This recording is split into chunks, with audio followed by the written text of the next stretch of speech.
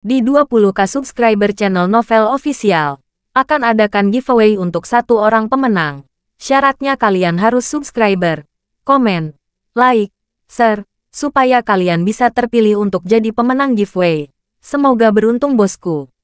Selamat datang di channel Novel Official. Sebelum kalian mendengarkan novel lelaki yang tak terlihat kaya, jangan lupa like, share, dan subbreaker kalau tidak kusentil jantung kalian hehehehe. Tanpa lama-lama lagi langsung saja kita masuk di alur cerita novelnya.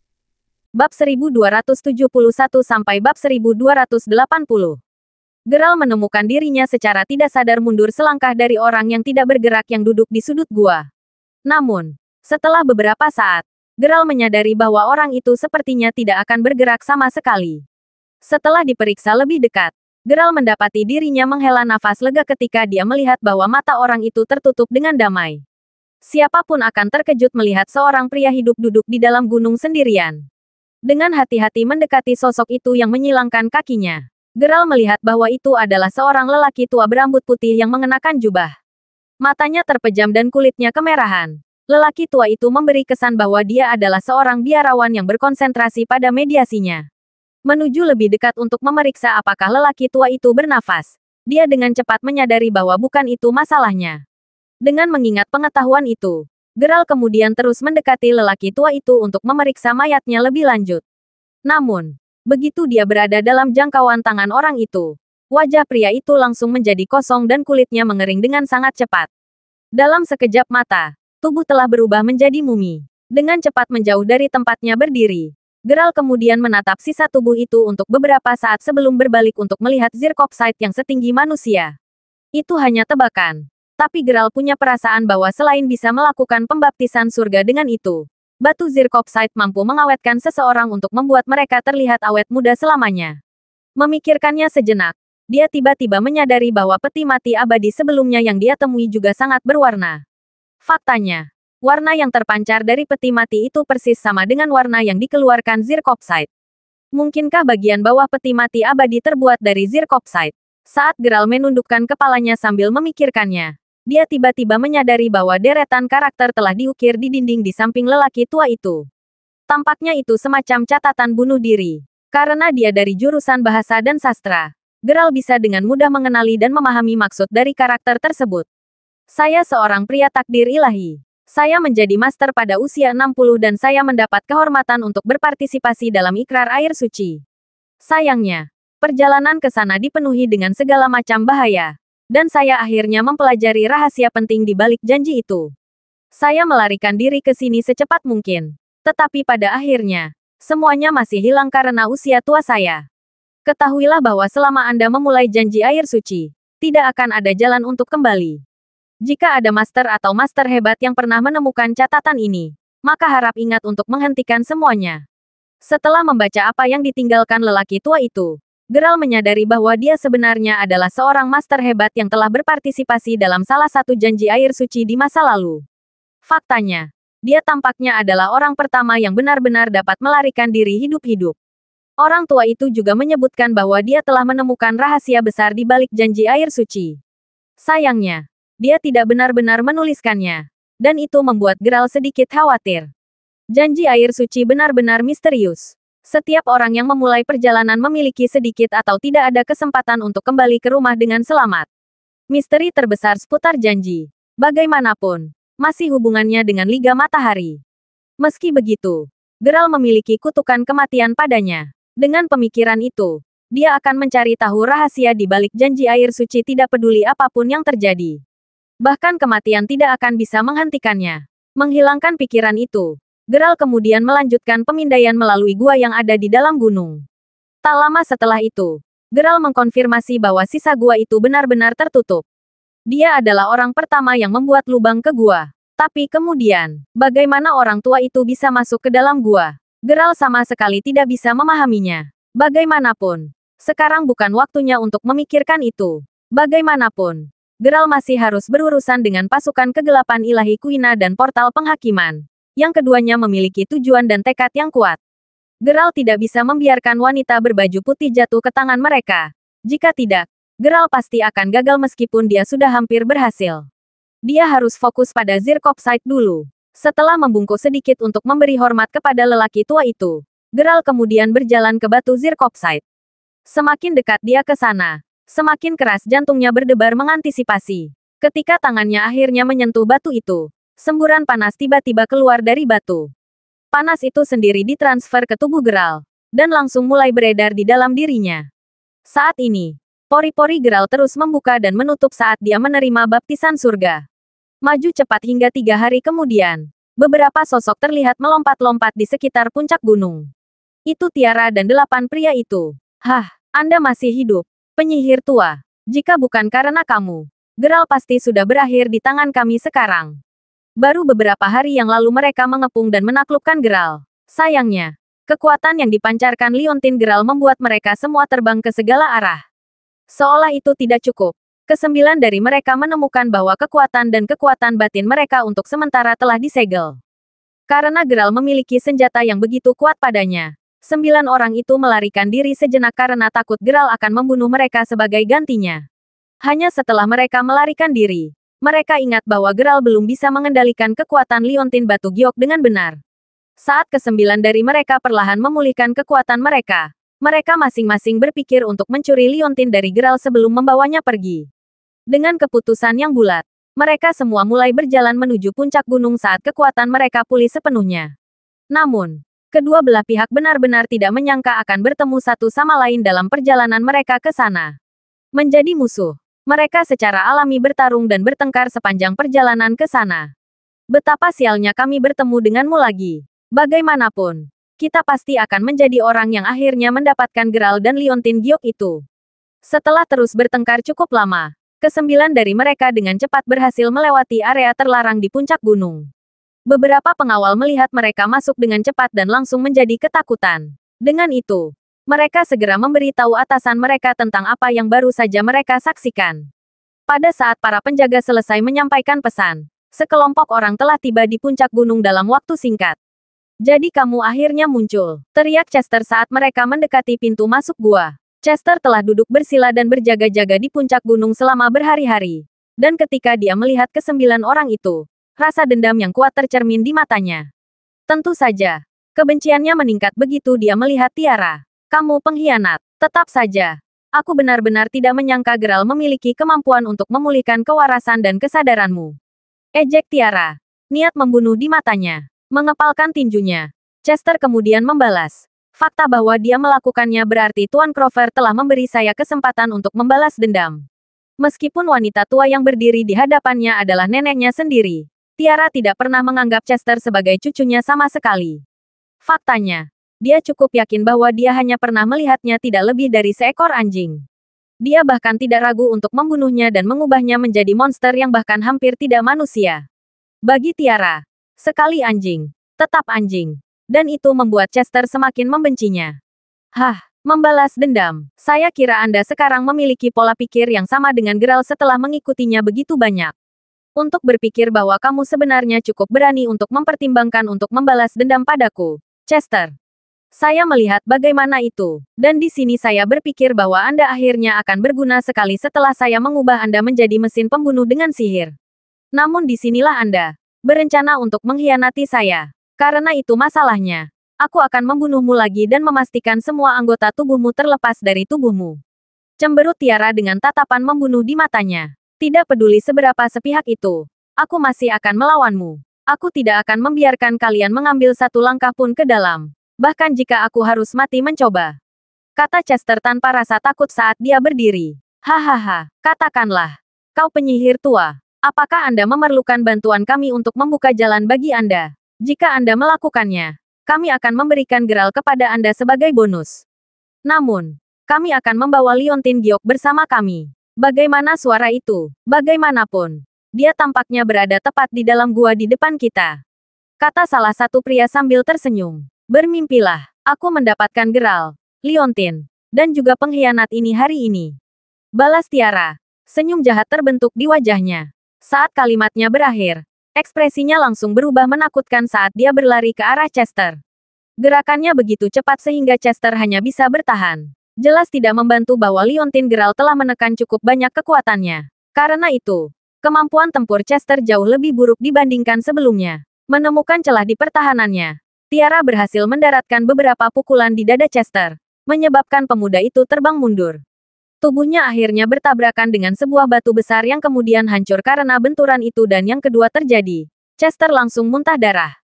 Meskipun Tiara menggunakan seluruh kekuatannya dalam serangan mematikan itu, Chester yang berwajah berdarah masih bisa berdiri, meski sedikit gemetar. Kamu hanya bisa memasuki mayatku. Teriak Chester yang mata putihnya yang tegas kontras dengan wajahnya yang sekarang memerah. Dia masih berdiri setelah kamu menggunakan serangan mematikan padanya. Penyihir tua. Anda yakin tidak membutuhkan bantuan kami? Mengejek salah satu dari 8 pria. Orang-orang itu sendiri telah berdiri di samping. Tangan mereka disilangkan saat mereka menonton pertunjukan. Diam, aku hanya butuh satu serangan terakhir. Dia pasti akan mati begitu aku memutuskan semua meridian di tubuhnya. Teriak Tiara saat dia bersiap untuk mendaratkan pukulan terakhirnya. Sambil menggertakkan giginya dengan keras, Chester yakin bahwa ini adalah akhir hidupnya ketika tiba-tiba dia mendengar suara berteriak, "Lawan!" Suara itu sendiri sepertinya datang dari samping telinganya. Tidak, rasanya seperti itu berasal dari dalam dirinya sendiri. Apapun masalahnya, Chester tidak peduli lagi. Sebagai upaya terakhirnya, dia mengangkat tangannya untuk mencoba menyerang balik pukulan terakhir Tiara.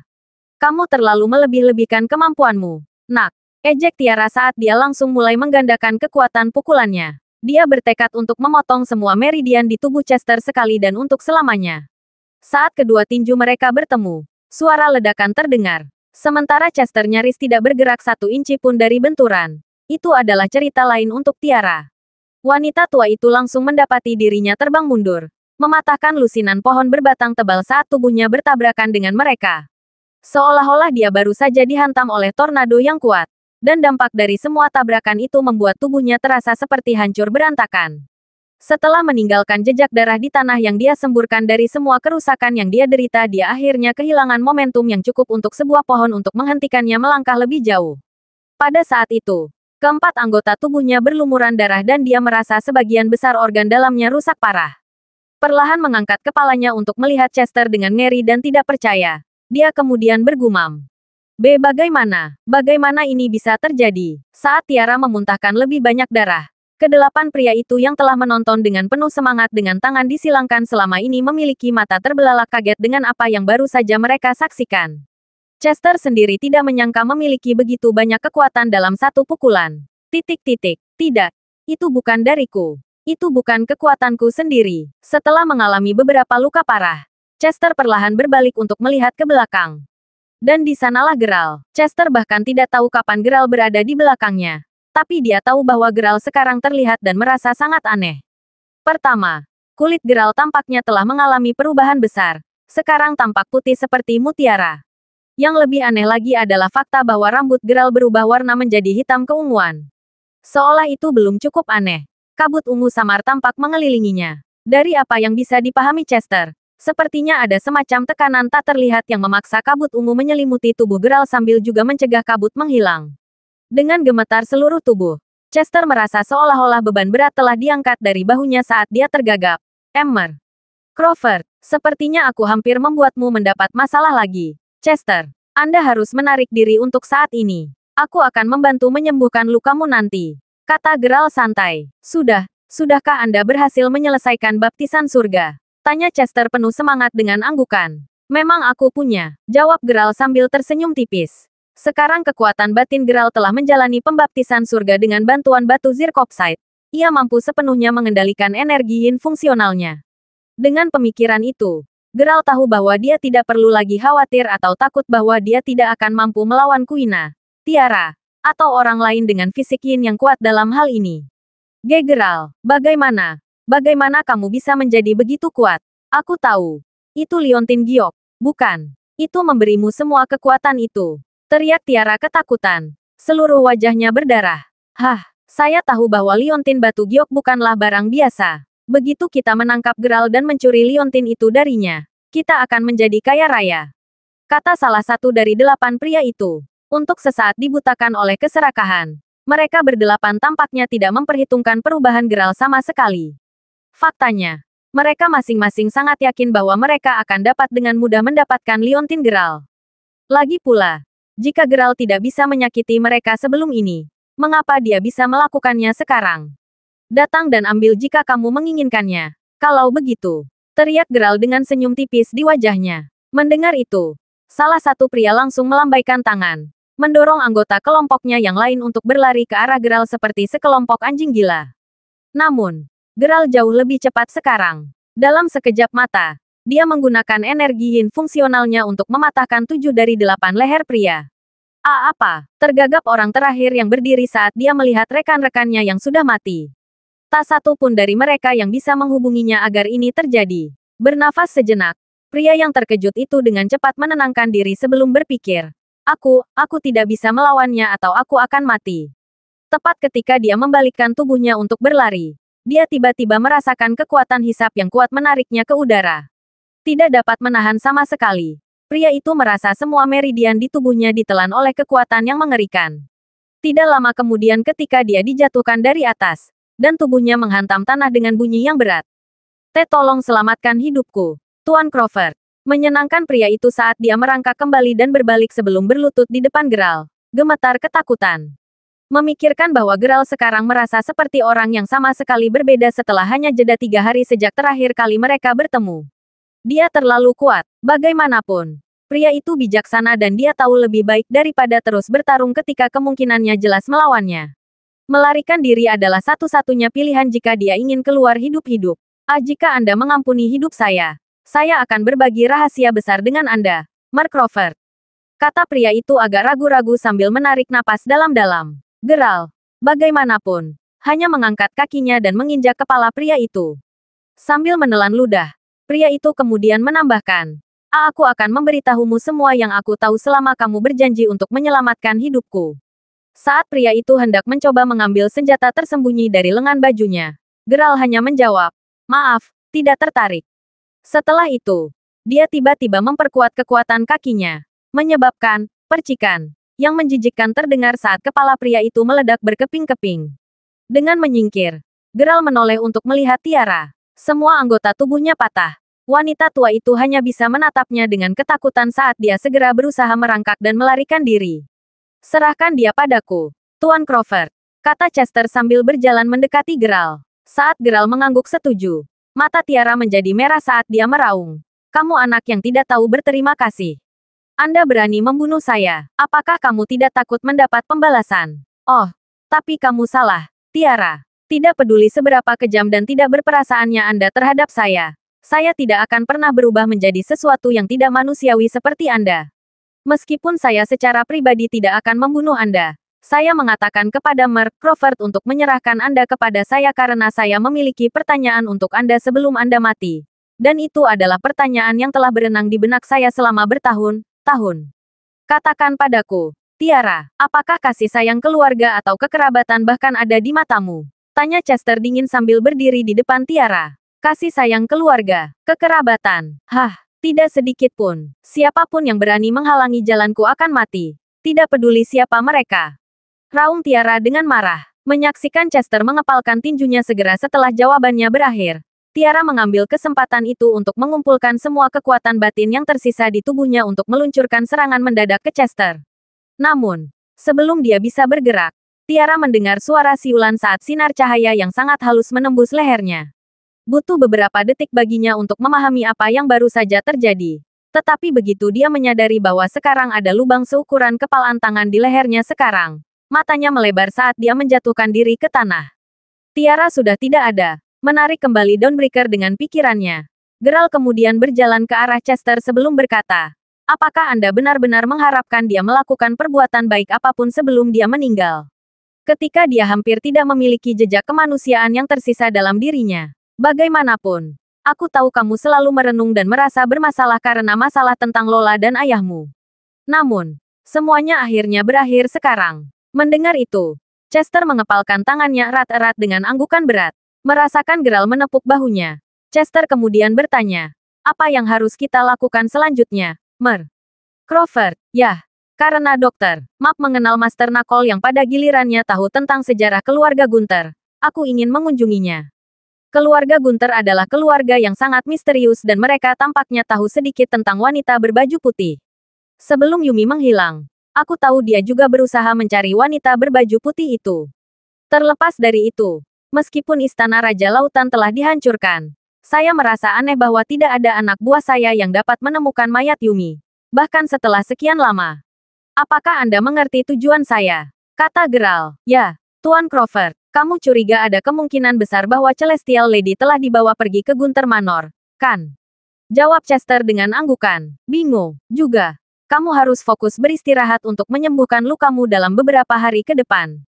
Kata Geralt sambil menarik napas dalam-dalam. Beberapa detik kemudian, rambutnya mulai kembali ke warna normalnya dan kabut ungu yang mengelilinginya juga mulai menghilang. Mampu mengendalikan semua ini dengan bebas adalah bukti bahwa Geralt telah memperoleh peningkatan mendasar dalam kekuatan batinnya setelah menjalani baptisan surga. Maju cepat ke hari berikutnya. Master Knuckle dapat ditemukan memberikan ceramah tentang sumbangan amal di auditorium besar di Maybury City. Karena Master Knuckle adalah orang yang sangat terkenal di Weston, semua orang dipenuhi kegembiraan karena kehadirannya saja. Beberapa anak muda juga berada di antara kerumunan sejak mereka tumbuh dewasa mengikuti bimbingan dan nasihat dari Master Knuckle. Sementara Jess awalnya merencanakan Master Knuckle untuk secara pribadi datang menemui Geralt. Geralt menolak proposal itu. Lagi pula, dia tidak ingin Master Knuckle harus mengubah jadwalnya karena dia. Terlebih lagi, cukup banyak orang yang telah mempersiapkan donasi ini sejak lama. Dengan pemikiran itu, tidak mungkin Geralt akan menggunakan pengaruhnya untuk memaksa Master Knuckle membatalkan kuliahnya hanya karena dia. Menunggu 1 atau 2 jam bukanlah apa-apa bagi Geralt. Karena keputusan itu, Geralt berencana menunggu di auditorium Master Knuckle untuk menyelesaikan kuliahnya. Saat dia berjalan ke dalam gedung, dia merasakan seseorang menepuk pundaknya sebelum mendengar mereka berkata, "Geralt." Berbalik untuk melihat siapa itu. Geralt terkejut melihat Naomi di sana. Memikirkan kembali. Dia tidak melihatnya selama berhari-hari. Apa yang kamu lakukan di sini, Naomi? Tanya Geralt. Nah, Guru Knuckle memberikan kuliah hari ini dan saya bertanggung jawab untuk memimpin siswa paling berprestasi di kelas kita untuk berpartisipasi di dalamnya. Dan bagaimana denganmu? Mungkinkah Anda juga tertarik dengan kuliah semacam itu? Jawab Naomi sambil menatap Geralt sambil tersenyum. Bertemu dengan Geralt selalu menjadi kejutan yang menyenangkan bagi Naomi. Bahkan, setiap kali dia tidak bisa tidur, Naomi selalu ingin menelepon Geralt untuk melihat apa yang dia lakukan dan menanyakan kabarnya akhir-akhir ini. Dia tidak benar-benar up to date dengan dia. Bagaimanapun, Naomi telah secara aktif berusaha menghindarinya karena dia tidak ingin berakhir jatuh cinta pada Geralt. Geralt sendiri menyadari perasaan Naomi padanya. Meski tahu itu, Naomi juga sadar betul bahwa Geralt sepenuhnya setia pada Mila. Tidak ada yang bisa menghalanginya untuk menemukannya. Dan dia tidak akan pernah membalas perasaan orang lain padanya. Dia sama sekali tidak tertarik pada keterikatan lain selain dari dirinya dan Mila. Meski begitu, Naomi tahu bahwa jauh di lubuk hatinya, dia tidak akan pernah bisa menyerah begitu saja pada harapan bahwa dia bisa bersamanya. Karena itu, dia selalu siap untuk pergi kemanapun Geralt pergi. Tidak semuanya, saya di sini untuk mendiskusikan beberapa hal dengan Master Knuckle, kata Geralt. Tidak merasa perlu menyembunyikan kebenaran dari Naomi. Karena kebetulan mereka bertemu satu sama lain hari ini. Keduanya kemudian melanjutkan obrolan saat mereka berjalan ke auditorium untuk mencari tempat duduk. Tidak lama kemudian ponsel Geralt tiba-tiba berdering. Melihat bahwa itu adalah telepon dari Jess, Geralt kemudian mengangkatnya sebelum bertanya, "Ada apa, dokter?" "Maaf, baiklah. Ketua Dixon Harrell penyelenggara acara ini mendapati kehadiran Anda di sini hari ini sangat penting. Karena itu, dia mengatur kursi VIP untuk Anda dan Master Knuckle. Dengan pemikiran itu, saya menelepon untuk menanyakan apakah Anda ingin datang ke kursi VIP sekarang." Jawab Jess sambil terkekeh. "Tidak perlu untuk itu. Saya dengan seorang teman sekarang. Anda tahu. Yang saya butuhkan adalah Anda mengatur pertemuan pribadi untuk saya dengan Master Knuckle setelah dia selesai dengan kuliahnya." "Terima kasih atas masalahnya," kata Geralt sambil tersenyum. "Baik, Tuan Crawford," jawab Jess. Dokter benar-benar mengagumi Geralt. Jadi suatu kehormatan baginya untuk dapat membantunya. Terlepas dari itu, Jess kemudian berbalik untuk melihat Dixon yang telah menggosok tangannya untuk menenangkan kegugupannya selama ini sebelum menggelengkan kepalanya dengan agak menyesal. Melihat itu, Dixon menyeka keringat di dahinya, merasa sedikit kecewa. Bagaimanapun, ini adalah kesempatan yang terlewatkan baginya untuk bertemu dengan Mer. Crawford, sial, melihat Geralt setelah mereka berdua duduk di sebelah murid-muridnya. Naomi kemudian bertanya, Mungkinkah kamu sibuk? Jika ya, Anda harus pergi dulu. Meskipun dia mengatakan itu, Naomi sejujurnya sedikit khawatir bahwa dia benar-benar sibuk dan dia harus pergi lagi begitu cepat. Untungnya baginya, Geralt hanya tersenyum sebelum menjawab, tidak sedikit pun. Dengan itu, keduanya terus mengobrol sambil menunggu kuliah dimulai. Karena perhatian Naomi sepenuhnya tertuju pada Geralt, dia tidak menyadari bahwa beberapa murid laki-lakinya berlarian di belakangnya. Tiba-tiba, suara keras terdengar. Pada dasarnya, salah satu dari anak laki-laki itu mengejar yang lain untuk mencoba mengambil ponselnya. Sial baginya. Dia secara tidak sengaja menabrak seorang pelayan, menyebabkan nampan anggur di tangan pelayan itu terjatuh. Sementara itu saja tidak akan menghasilkan masalah besar itu. Kebetulan seorang wanita cantik yang lengannya terkunci dengan seorang pria parubaya sedang berjalan melewati pelayan itu pada saat itu, mengakibatkan anggur merah tumpah semua atas tubuhnya. Setelah itu, wanita itu langsung menjerit marah. Siapapun yang menghadiri acara besar seperti itu pasti akan berpakaian untuk mengesankan karena acara seperti ini adalah kesempatan sempurna bagi mereka untuk bersinar. Dengan mengingat hal itu, kemarahan dan rasa malunya benar-benar bisa dimengerti. Lagi pula, gaunnya sekarang benar-benar basah oleh anggur merah. Aku minta maaf. Teriak siswa laki-laki yang secara tidak sengaja menyebabkan semua ini sangat gugup. Namun, sebelum dia bisa mengatakan sepatah kata pun, dia segera disambut oleh tamparan keras. Saat wanita itu memelototi anak laki-laki yang tercengang itu, dia kemudian meraung. Apakah menurutmu meminta maaf akan membuat segalanya benar? Apakah kamu buta atau semacamnya? Aku tidak bermaksud, jawab siswa laki-laki yang masih merasakan sengatan tamparan itu. Secara alami, wanita yang berisik itu telah menarik perhatian beberapa orang. Dan siswa itu segera merasa sangat terhina dengan begitu banyak orang yang sekarang menatapnya. Siswa itu cukup pintar untuk mengatakan bahwa dia juga tidak mampu memprovokasi mereka. Bagaimanapun, keduanya terlihat sangat kaya. Dengan pemikiran itu, dia hanya bisa terus tergagap karena malu. Kamu tidak bermaksud, tentu saja tidak. Tapi istri saya masih basah kuyup dengan anggur, bukan? Kecuali Anda memberitahu saya bahwa Anda merencanakan semua ini. Raung suami wanita itu saat dia langsung menendang perut bocah itu. Bahkan dari pandangan sekilas, semua orang dapat mengatakan bahwa suaminya bukanlah seseorang yang harus mereka provokasi. Dengan mengingat hal itu, semua orang hanya bisa melihat bocah itu dengan sedih saat dia menangis setelah ditendang cukup jauh. Saya ingin Anda tahu bahwa gaun ini berharga lebih dari $10.000. Sekarang saya tidak bisa memakainya lagi. Anda lebih baik memberi saya kompensasi untuk itu. Nak, ejek wanita muda itu dengan dingin. Aku bukan dari keluarga kaya, jawab anak itu, sangat ketakutan. Lalu seperti apa yang dilakukan orang miskin di sini dalam acara besar seperti itu? Itu membuatku jijik bahkan berada di hadapan orang brengsek menyedihkan sepertimu. Mencemooh wanita itu sebelum terus menamparkan wajahnya. Siswa itu sendiri tidak berani melawan atau bahkan menunjukkan perlawanan saat air mata mengalir di pipinya karena tamparan terus-menerus yang dia terima. Karena teman-teman sekelasnya sekarang menyaksikan semua permainan ini, beberapa teman perempuan anak laki-laki itu dengan cepat berlari ke Naomi sebelum melaporkan, Miss Milton. Huseli dipukuli. Apa? Kata Naomi sambil segera berbalik untuk melihat apa yang terjadi. Yang membuatnya cemas. Dia segera disambut oleh pemandangan beberapa orang di sekitar muridnya yang menangis Huseli loman ketika beberapa wanita terus-menerus menamparkan wajahnya. Huseli sendiri mengepalkan tinjunya erat-erat. Kepalanya menunduk saat air mata terus mengalir di pipinya. Tolong, berhenti memukulnya. Bahkan jika ada masalah, tidak bisakah hal-hal dibicarakan dengan baik? Teriak Naomi saat dia segera bergegas ke Huseli sebelum mendesaknya untuk berdiri di belakangnya. Pada saat itu, bahkan siswa lain yang awalnya mengambil ponsel Huseli untuk bermain-main dengannya terkejut hingga terdiam. Mereka benar-benar tidak menyangka tindakan mereka menyebabkan keributan sebesar itu. Meskipun Huseli berasal dari keluarga yang cukup biasa, dia adalah anak jujur yang belajar dan bekerja keras. Dengan mengingat hal itu, setelah menyadari bahwa muridnya yang lain hanya berdiri di sana dengan telepon Huseli di tangan, Naomi dapat dengan mudah menebak bahwa mereka hanya bermain-main sebelum semua ini terjadi. Bagaimanapun, kedua mata Naomi dan wanita itu bertemu. Keduanya langsung tercengang.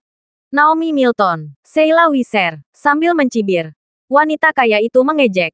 Jika saya ingat dengan benar, Anda masuk Universitas Maybury setelah kami lulus dari sekolah menengah, kan? Bagaimana Anda akhirnya menjadi hanya seorang guru belaka? Jika tidak cukup jelas bahwa mereka berdua saling mengenal, Hinaan Sheila tentu saja membenarkannya. Beberapa orang seperti ini, mereka hanya berasumsi bahwa mereka lebih unggul dari orang lain hanya karena mereka lebih kaya dan memiliki lebih banyak harta benda. Apakah itu benar-benar hal yang penting sekarang? Apapun masalahnya. Bagaimana Huseli bahkan menyinggung Anda? Kenapa kamu harus menamparnya begitu parah? Jawab Naomi yang sangat mengenal karakter dan kepribadian Sheila. Ditambah fakta bahwa dia terus-menerus mempermalukan muridnya. Naomi yang marah benar-benar tidak bisa diganggu untuk berbasa-basi dengannya. Hah, bocah itu menumpahkan anggur merah ke seluruh pakaian mahalku. Apakah dia bahkan berpikir dia bisa mendekati memberikan kompensasi? Balas Sheila, kompensasi adalah masalah moneter. Anda masih belum menjawab pertanyaan saya. Kenapa kamu harus memukulnya begitu parah hanya karena itu? Teriak Naomi sambil memelototi Sheila dengan marah. Mendengar kata-kata Naomi yang benar, Sheila langsung tercengang. Tentu saja, apa yang dikatakan Naomi benar tentang kompensasi menjadi masalah yang terpisah. Sejujurnya, Sheila baru saja menamparkan Huseli begitu banyak karena dia ingin pamer dan membuktikan kepada yang lain betapa superiornya dia darinya. Sekarang setelah Naomi menanyainya seperti ini, bagaimanapun, Sheila tidak bisa tidak merasa sedikit bersalah. Menyadari bahwa semua orang sekarang menatapnya dan menunggu jawabannya, Sheila yang cemas dengan cepat mengubah kecemasan itu menjadi kemarahan saat dia mengangkat bahu dengan kedua tangannya terangkat sebelum berkata, "Aku akan memukulnya jika aku mau. Apa yang akan kamu lakukan tentang itu?" Seolah diberi isyarat, suami Sheila kemudian melihat arloji Rolex-nya sebelum meluruskan jasnya dan maju selangkah sambil berkata, "Nama saya Zadie Lavington. Dan saya..." Bahkan sebelum dia bisa menyelesaikan kalimatnya, Zadie tiba-tiba merasakan tamparan keras di wajahnya. Kekuatan tamparan itu begitu keras sehingga pada saat dia menyadari bahwa dia terbang ke samping, pria itu telah menjatuhkan setidaknya selusin meja. Tentu saja ini mengejutkan beberapa orang, dan beberapa dari mereka bahkan mulai berteriak. Si tampar, tentu saja, adalah Geralt yang sudah tidak tahan lagi dengan pasangan itu. Dalam keadaan tercengang, Sheila menoleh untuk melihat suaminya yang terluka dan bingung yang sudah memuntahkan beberapa gigi yang patah. Dengan cepat melepaskannya, dia berbalik untuk melihat Geralt. Amarah di matanya saat dia berkata, kamu, apakah Anda mencari kematian atau sesuatu? Kenapa kamu memukul suamiku?" Melihat wanita yang tak tertahankan itu, Geralt dengan santai menjawab, "Mengapa saya memukulnya? Yah, saya hanya tidak suka fakta bahwa nama belakangnya adalah Lavington, bukan Ziegler. Masuk akal sama seperti alasanmu menamparkan anak itu berkali-kali, bukan? Kamu." Sheila sekarang sangat marah sehingga dia merasa seolah-olah dia bisa meledak dalam kemarahan kapan saja. Sungguh orang yang tidak masuk akal. Memastikan untuk memberikan melotot peringatan pada Geralt dan Naomi. Dia kemudian bergegas ke sisi pria parubaya itu sambil berteriak, "Suami! Suami! Apakah kamu baik-baik saja?" Meskipun mulutnya penuh darah, Zadie masih sadar karena Geralt tidak menggunakan kekuatan sebanyak itu untuk menamparnya. Terlepas dari itu, pria itu sekarang sangat marah saat dia dengan kejam meraung. "Panggil Ketua Harel, sekarang juga. Dan jangan biarkan anak itu kabur. Aku akan membunuhnya jika itu hal terakhir yang aku lakukan." Mendengar itu, Sheila langsung mulai melakukan panggilan telepon. Saat dia melakukan itu, orang-orang dari kerumunan sudah berbisik di antara mereka sendiri. "Katakan, orang yang dipukuli, dia Tuan Lavington, kan? Tuan Lavington dari Dakota Real Estate Inc. Memang, semua orang tahu betapa kejamnya Tuan Lavington. Dia tidak hanya terlibat dalam pengembangan real estate, tetapi dia juga sepupu Ketua Harel. Tetap saja, untuk berpikir bahwa pemuda itu benar-benar akan memukulnya hanya karena istri Tuan Lavington memukuli siswa malang itu. Apapun masalahnya, itu pasti sudah berakhir untuknya. Tidak mungkin dia bisa keluar dari situasi ini tanpa cedera. Sementara beberapa orang di kerumunan menghela nafas dengan simpati untuk Geralt, banyak orang lain hanya bersemangat untuk melihat apa yang akan terjadi selanjutnya. Tidak lama kemudian bisikan itu semakin lembut. Ini karena pria parubaya lainnya terlihat berjalan dengan beberapa anak buahnya. Semua orang yang hadir sudah tahu siapa dia. Dia adalah Dixon Harel, Raja Pengembangan Real Estate. "Apa yang sedang terjadi di sini?" tanya Dixon dengan suara dingin saat dia berbalik untuk melihat betapa parahnya Lavington dipukuli. Di satu sisi, Lavington diperlakukan seperti ini setara dengan Dixon yang dipermalukan juga. Dengan pemikiran itu, untuk berpikir bahwa sebenarnya ada seseorang yang sebenarnya cukup berani untuk tidak memberinya muka. Orang tersebut hanya bisa meminta kematian. Menyadari kehadirannya, Sheila kemudian dengan cepat berlari ke arah Dixon dan menceritakan semuanya. Setelah selesai, dia kemudian menyilangkan tangannya saat dia berjalan ke arah Naomi dengan mencibir. Bukankah kamu berbicara jadi, benar beberapa saat yang lalu, Naomi? Ayo, tunjukkan padaku betapa hebatnya dirimu sekarang. Ejek Sheila sambil menatap penuh kemenangan pada Sheila. Untuk kalian berdua, saya akan mencari tahu di mana Anda berdua tinggal nanti. Dan saya akan memastikan bahwa seluruh keluarga Anda menderita sebagai akibat dari tindakan Anda. Tambah wanita jahat itu dengan suara keras seolah-olah dia berusaha sangat keras untuk meyakinkan semua orang siapa yang lebih unggul. Itu juga berfungsi sebagai peringatan bagi yang lain untuk tidak pernah berani menyinggung perasaannya. Setelah mendengar itu, bocah itu menjadi sangat ketakutan sehingga kakinya langsung gemetar. Lagi pula, Sheila tidak hanya akan memberinya masalah, tetapi dia juga mengejar keluarganya. Siapapun akan menjadi ketakutan setelah mendengar itu. Jadi, kamu cukup berani untuk memukul seseorang di situsku. Kurasa kamu benar-benar bosan hidup, kata Dixon. Kemarahan tercermin di matanya. Tapi dia yang memukul muridku lebih dulu. Balas Naomi tegas. Tentunya Dixon tidak akan hanya mendengarkan setengah dari cerita Sheila, kan? Apakah dia benar-benar akan bertindak tidak masuk akal di depan begitu banyak orang? Di mana murid yang dia pukul? Katakan padaku. Sekarang juga. Perintah Dixon. Menonton saat mata semua orang menoleh untuk melihat anak laki-laki tersebut. Dixon perlahan berjalan mendekatinya. Sebelum menamparnya dengan keras. Ini secara alami di luar dugaan siapapun. Untuk berpikir bahwa alih-alih melakukan hal yang benar, Dixon hanya memilih untuk menamparkan siswa lebih banyak. Tamparan itu sendiri sangat keras sehingga Huseli langsung jatuh ke lantai. Apakah dia menamparnya seperti itu? Ejek Dixon sambil menatap tepat ke mata Naomi. Kau, kata Naomi yang kini sangat marah hingga wajahnya memucat.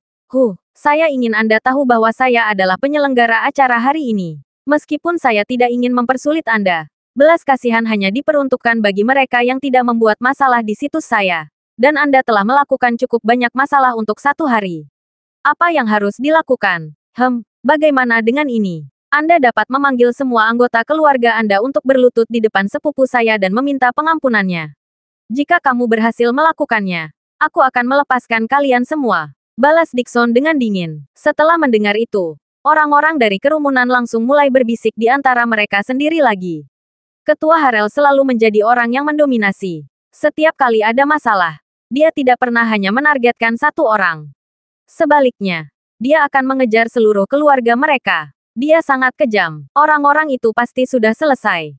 Nona Milton, ayo pergi saja. Huseli sekarang menangis lebih keras dari sebelumnya. Benar-benar ketakutan tentang nasibnya dan keluarganya.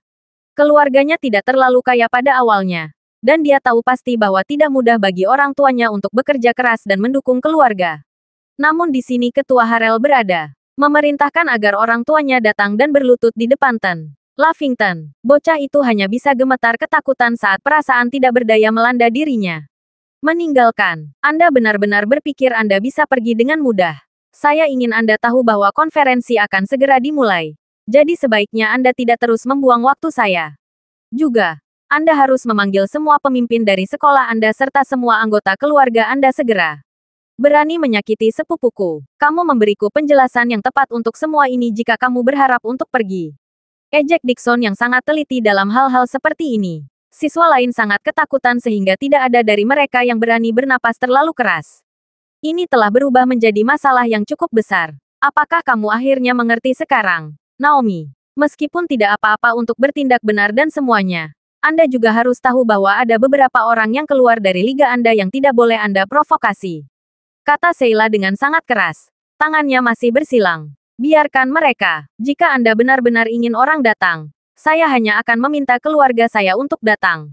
Kata Gerald sambil menatap Dixon dengan dingin. Gerald sejujurnya tidak berencana menyebabkan masalah sejak awal. Dia hanya ingin memberi pelajaran pada Sheila dan suaminya. Namun, karena seseorang sekarang jelas-jelas berusaha mengubah ini menjadi masalah besar, Gerald tidak menentang menunjukkan cara yang sulit untuk berurusan dengan mereka. Mendengar kata-kata ejekan Gerald dan melihat betapa sombongnya dia, Dixon hanya mencibir. Baiklah kalau begitu. Saya akan mengharapkan keluarga Anda untuk datang sebagai gantinya. Mari kita lihat betapa hebatnya kamu sebenarnya. Dengan itu, Gerald kemudian mulai membuat panggilan telepon. Sekitar 10 menit kemudian ketika beberapa mobil mewah yang tampak mahal muncul di depan auditorium. Saat semua orang bertanya-tanya siapa yang datang, pertanyaan mereka dengan cepat terjawab ketika beberapa pengusaha kaya dan berkuasa di Maybury keluar dari mobil masing-masing. Ketua Lile, kata Dixon yang sangat kaget hingga lumpuh ketakutan. Sheila sendiri ternganga. Benar-benar terperangah dengan pergantian peristiwa. Beralih untuk melihat Geralt, Dixon mendapati dirinya menelan ludah. Pria ini, siapa sebenarnya dia? Menatap Dixon. Geralt kemudian mencibir. Nah, ini dia. Mengapa kamu tidak pergi untuk berbicara dengan mereka? Jadi, apakah ini orang yang menyinggung Anda, Mer? Crawford, kata Zack sambil berjalan mendekati kelompok itu. Dixon kedua mendengar nama itu. Dia hampir mengompol. Neraka, tua Crawford, memikirkan kembali. Dokter, Map memang menyebutkan bahwa Mer Crawford sudah ada di sini. Bahkan, Dixon ingat bahwa dia bahkan telah mengundang Geralt untuk duduk bersamanya di area VIP. Memikirkan bahwa orang yang telah dia sakiti tidak lain adalah Tuan Crawford. Pada titik ini, Dixon sangat terkejut sehingga dia bahkan tidak bisa mengatur napasnya sendiri. Adapun yang lain yang telah berdiri di sekitar menyaksikan segalanya. Mereka dengan cepat dan dengan hormat berdiri di samping begitu mereka tahu siapa Geralt sebenarnya. Geralt sendiri hanya memimpin Naomi dan murid-muridnya yang lain kembali ke tempat duduk awal mereka. Menonton saat kelompok itu duduk, Sheila yang ketakutan berkata, buntuk berpikir bahwa pria itu sebenarnya adalah Tuan Crawford. Siapa yang tahu Naomi memiliki orang kuat yang mendukungnya. Sebelum dia bisa mengatakan sepatah kata pun, Dixon menampak wajahnya tepat. Kamu jalang. Anda benar-benar membuat saya dalam masalah besar kali ini. Raung Dixon yang malu dengan sangat marah. Merasa seperti dia bisa membunuh Sheila di sini dan sekarang.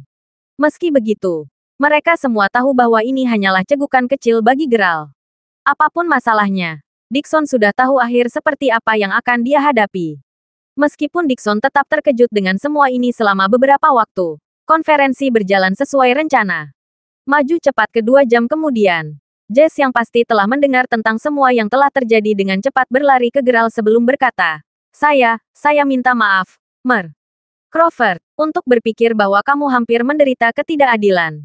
Tetap saja, Dixon Harrell itu, dia benar-benar memintanya. Tidak apa-apa, situasi sudah ditangani pula. Omong-omong, apakah Anda membuat pengaturan dengan Master Knuckle? Tanya Geralt. Saya sudah. Dia sedang menunggumu di kamar pribadi. Ten. Crawford, aku benar-benar datang hanya untuk membawamu padanya. Jawab Jess. Setelah berjalan sebentar, keduanya tiba di kamar pribadi yang dimaksud. Melangkah ke dalam. Keduanya melihat Master Knuckle duduk bersila dan dengan mata terpejam di sebelah pembakar dupa. Tampak sedang bermeditasi. Setelah mendengar langkah Geralt dan Jess, Master Knuckle membuka matanya sebelum menyapa. Ini dia, Tuan Crawford. Tanpa membuang waktu, Geralt hanya menjawab salam sebelum langsung ke bisnis. Jess sendiri sudah memberitahu Master Knuckle tentang apa yang Geralt ada di sini hari ini. Dari apa yang Master Knuckle pahami, Geralt bermaksud mencari tahu di mana kota kuno itu berada. Master Knuckle bersedia memberikan audiensi kepada Geralt karena Geralt tidak hanya memberikan sumbangan besar-besaran untuk konferensinya kali ini, tetapi dia juga mendengar dari Jess bahwa Geralt telah menyelamatkan nyawa semua bayi itu. Dengan pemikiran itu, Master Knuckle dengan jujur sangat menghormati Geralt. Memang benar aku tahu di mana kota kuno itu. Bahkan, saya pernah pergi ke sana dengan seorang guru saya yang sangat disayangkan tidak ada lagi di sini. Tetap saja, pengalaman saya di sana saat itu telah tertanam dalam di benak saya sampai hari ini. Kata Master Knuckle sambil menyesap tehnya. Ekspresinya saat dia mengenangnya menunjukkan bahwa ingatan itu mendebarkan. Setelah itu, dia kemudian menatap Geralt sambil tersenyum sebelum bertanya. Saya ingin tahu apakah Anda tertarik mendengarkan cerita saya, Tuan Crawford. Dengan segala cara, tolong bagikan kisahmu. Tuan Knuckle jawab Geralt dengan anggukan. Mendengar itu, Master Knuckle kemudian mulai menceritakan sebuah kisah yang terjadi sekitar 40 tahun yang lalu. Pada saat itu, Knuckle berusia 20-an ketika dia mengikuti gurunya Tuan Baron Seals ke kota kuno setelah menerima undangan dari keluarga misterius untuk membantu mencerahkan seorang dermawan tua yang memiliki pikiran berat yang membebani pikirannya. Kota kuno itu sendiri adalah kota kecil yang terletak di dalam gunung yang membingungkan. Dan mereka yang tinggal di dalamnya telah terisolasi dari dunia selama beberapa generasi sehingga tidak ada yang berani pergi ke sana untuk menimbulkan masalah. Setelah ada selama ribuan tahun, itu adalah kota yang penuh dengan rahasia dan misteri yang tak ada habisnya. Bahkan sejak zaman kuno, sangat sedikit orang yang tahu tentang kota itu. Dan lebih sedikit lagi mereka yang dapat berkomunikasi dengan mereka yang tinggal di dalamnya. Master-master Nakol adalah salah satu dari sedikit yang cukup beruntung untuk mengetahuinya. Bagaimanapun, setelah tiba di kaki gunung, keduanya menemukan seorang pria muda yang akan membunuh 10 pria dan wanita muda. Mereka kemudian mengetahui bahwa pria kejam itu terus-menerus berusaha memaksa Gunters untuk keluar dan menunjukkan diri. Tidak peduli seberapa kejam dia harus mendapatkan.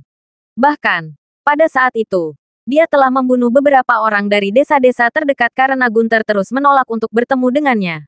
Dari fakta itu saja, sudah jelas bahwa dia juga sangat pandai dalam membuat rencana. Kembali ke saat mereka pertama kali melihatnya, Tuan Nakol berhasil menghentikannya dari membunuh mereka tepat pada waktunya. Namun, pria kejam itu sangat terampil, dan tuannya melawannya sepanjang hari dan malam sebelum akhirnya berhasil menaklukkan pria itu. Setelah menyadari berapa banyak orang yang telah dia bunuh, Tuan Nakol ingin membunuhnya juga untuk membuatnya membayar atas tindakannya. Pemuda itu, bagaimanapun, memohon Tuan Nakol untuk menyelamatkan hidupnya. Mengatakan bahwa dia tidak punya pilihan selain melakukan semua ini karena dia ingin membalas dendam. Setelah terus-menerus memohon, hati Tuan Nakol akhirnya melunak. Dia kemudian berjanji untuk menyelamatkan nyawa pria kejam itu untuk sementara waktu. Memerintahkan dia untuk mengikuti Nakol dan dia ke gunung. Pada saat itu, mereka mengira bahwa begitu mereka berhubungan dengan Gunther, mereka akan bisa mendapatkan kebenaran di balik masalah ini. Sejujurnya, Tuan Nakol akan mengakhiri hidup pemuda itu jika dia benar-benar jahat. Setelah berulang kali berterima kasih kepada tuannya, pemuda itu berjanji akan membangunkan vihara yang megah untuknya. Meskipun dia tampaknya sangat kaya, Tuan Nakol tetap menolak tawaran itu. Bepergian di sepanjang jalan bersama, mereka bertiga akhirnya tiba di kota kuno. Dia tidak mungkin diam-diam bersekongkol melawan tuanmu hanya untuk memasuki kota kuno, kan? Tanya Geralt agak penasaran. Skema, dia benar-benar menipu kita. Itulah yang dia lakukan. Jawab Master Nakol dengan senyum pahit sambil menggelengkan kepalanya. Ternyata, pemuda itu sangat kuat. Bahkan lebih kuat dari Tuan Nakol. Dia juga, bagaimanapun, sangat pandai menyembunyikan kekuatannya sendiri. Itulah alasan mengapa Tuan Nakol berasumsi bahwa dia tidak akan kesulitan menaklukkannya lagi jika dia mulai bertingkah. Terlepas dari itu, pemuda itu dapat mengatakan bahwa dia dan tuannya sedang menuju untuk menemui Gunters karena dia menyadari bahwa mereka telah menerima undangan dari keluarga itu. Dengan pemikiran itu, dia sengaja kalah dari Tuan Nakol, hanya agar dia bisa memohon belas kasihan pada tuannya. Dia melakukan semua ini karena meskipun dia kuat, dia sama sekali tidak bisa mendekati Gunther. Bagaimanapun, sudah larut malam saat mereka memasuki kota kuno. Setelah berjalan beberapa saat, pemuda itu tiba-tiba mengungkapkan sifat aslinya dan mulai membantai para Gunther yang telah menerima mereka. Tentu saja, Tuan Nakol yang kedua melihat ini. Dia segera berusaha menaklukkan pemuda itu lagi. Sayangnya, tuannya bukan tandingannya. Tuan Nakol telah mati-matian berusaha untuk membela Nakol pada saat itu. Bahkan memerintahkannya untuk melarikan diri ke Gunther Manor untuk mencari perlindungan dan meminta bantuan. Pada saat itu, pemuda itu telah membunuh 18 orang bahkan tanpa berkeringat. Nakol dan tuannya dengan cepat mengetahui bahwa dia tahu cara menggunakan ilmu hitam juga. Sihirnya sepertinya berasal dari bunga aneh yang dia pegang di tangannya. Beberapa saat setelah Nakol mulai berlari, pemuda itu mengejarnya dan entah bagaimana menempelkan bunga itu di dadanya. Segera setelah itu terjadi, Nakol merasa seolah-olah jiwanya sedang tercabik-cabik, dan mantra pusing langsung menyapu seluruh tubuhnya. Meski begitu, Nakol tahu bahwa dia tidak bisa membiarkan dirinya jatuh pada saat itu.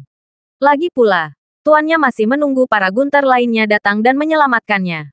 Dengan itu, Nakol menggertakkan giginya dan terus merangkak ke depan saat dia mendengarkan jeritan orang-orang sekarat yang hampir tak ada habisnya di belakangnya.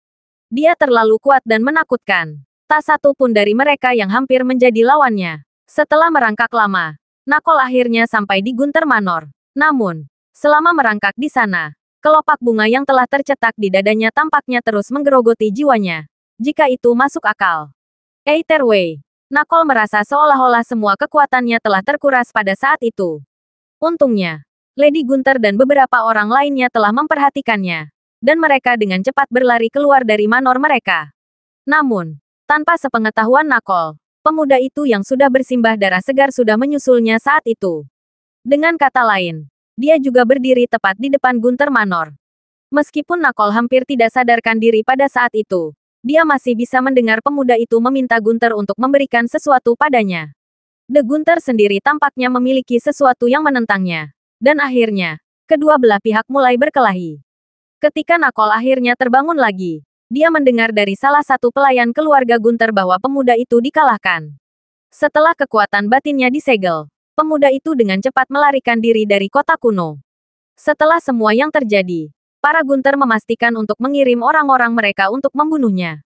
Bagaimanapun, keluarga Gunter adalah keluarga yang bahkan dikagumi oleh 4 masyarakat besar. Bagaimanapun, situasinya sangat kacau, dan Gunter telah memerintahkan masyarakat besar lainnya untuk memburunya secara rahasia juga. Keluarga Moldel dan Naplok, khususnya, telah mati-matian mencari pemuda itu kemana-mana. Tentu saja, Nakol sendiri telah berusaha menemukannya. Lagi pula, tuannya telah dibunuh secara brutal oleh Bestart itu. Balas dendam adalah satu-satunya hal yang ada di pikirannya saat itu. Meski begitu, pemuda itu sendiri baru berusia sekitar 35 tahun. Dengan pemikiran itu, sungguh mengherankan bagaimana orang muda seperti dia bisa mengumpulkan kekuatan sebanyak itu. Setelah mendengar semua itu, Geralt kemudian bertanya, "Jadi, apakah kamu berhasil menemukannya pada akhirnya?" Sambil menggelengkan kepalanya, Master Nakol menjawab, hampir seolah-olah dia telah benar-benar menghilang dari muka bumi. Dia tidak hanya membunuh begitu banyak Gunter, tetapi dia juga membunuh setiap orang dari desa-desa terdekat yang cukup sial untuk bertemu dengannya. Memikirkan bahwa dia akan menghilang begitu saja setelah secara brutal membunuh begitu banyak orang. Bahkan tidak ada orang di sana untuk membayar hutang darah sama sekali. Memang, tetap saja, apa yang dia inginkan dari para Gunter agar dia bersikap begitu gila?